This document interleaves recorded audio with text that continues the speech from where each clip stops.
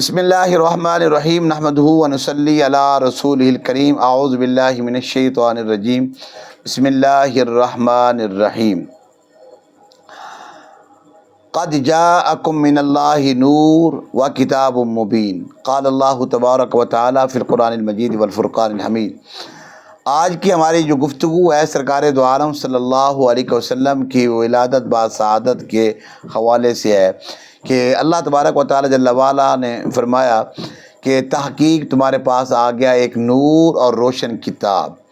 تو نور سے مراد مفسرین کرام نے جو لیا ہے وہ سرکار دو عالم صلی اللہ علیہ وسلم کی ذات اقدس کو لیا ہے، اور کتاب سے مراد قرآن مجید۔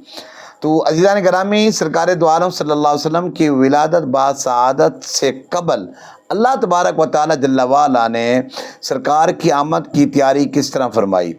آپ رب العالمین نے فرشتوں کے جو امام ہیں حضرت جبرائیل کو حکم دیا کہ اے جبرائیل اپنے ساتھ ایک کثیر جماعت لے کر جاؤ، 70,000 کی جماعت، اور 3 جھنڈے لے کر جاؤ، 3 جھنڈے، اور ایک مشرق کی طرف لگاؤ، ایک مغرب کی طرف لگاؤ، اور ایک خانہ کعبہ کے اوپر لگاؤ۔ تو فرشتوں نے عرض کی یا اللہ یہ جھنڈے لگانے کی حکمت کیا ہے؟ تو فرمایا تمہیں معلوم نہیں ہے کہ میرے محبوب کی آمد ہے، میرے محبوب کی جلوہ گری ہے۔ تو یہاں ایک طرف جو ہے اللہ تبارک و تعالی جل وعلا جھنڈے لگا رہا ہے۔ آج ایک سنی حضور کا غلام، حضور کا دیوانہ جو ہے اگر گھر میں جھنڈے لگاتا ہے تو یہ رب کی سنت کو ادا کر رہا ہے۔ اور دوسری بات جو ہے، جب عین جو ہے اس وقت جب سرکار دو عالم صلی اللہ علیہ وسلم کی ولادت ہوئی تو اللہ تبارک و تعالی جل وعلا نے امت محمدی پر ایک اور احسان کیا، اور وہ احسان کیا تھا؟ وہ احسان یہ تھا کہ عرب کے اندر دستور تھا جس کے ہاں بچی پیدا ہوتی وہ زندہ درگور کر دیتا تھا۔ تو اللہ تبارک و تعالی جل وعلا نے صرف اس وقت، اس گھڑی، اس لمحہ نہیں بلکہ پورا سال، عام الفیل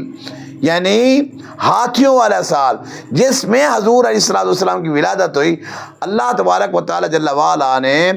زمانے بھر کو بیٹے بانٹے، یعنی پورے عرب کے اندر، پوری دنیا کے اندر جس کے ہاں بھی جو ہے وہ ہوا بچہ پیدا ہوا تو وہ بیٹا پیدا ہوا۔ تو یہ رب کی سنت ہے کہ رب اپنے محبوب کی آمد کی خوشی میں بیٹے بھی بانٹ رہا ہے، جھنڈے بھی لگا رہا ہے، اور دنیا والوں کو بتا رہا ہے کہ